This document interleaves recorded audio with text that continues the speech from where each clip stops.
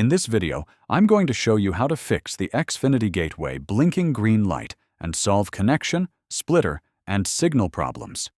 A blinking green light usually means the gateway is trying to establish a downstream connection, but hasn't succeeded yet.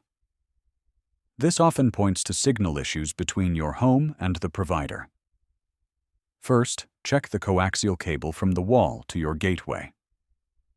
Make sure it's tight and not damaged. Loose or frayed cables can cause signal loss. Next, look for any splitters between the wall and the gateway. Old or faulty splitters can weaken the signal. Remove any splitters temporarily to see if the blinking green stops and your connection improves. Restart your gateway by unplugging it from power for 30 seconds, then plugging it back in. Wait a few minutes to see if it connects properly and the green light turns solid or white. If the blinking green persists, try connecting your gateway to a different coaxial outlet in your home. Sometimes the outlet you're using has a weak or faulty connection. Also, check for service outages in your area using the Xfinity app or website. Outages or maintenance work can cause connection delays.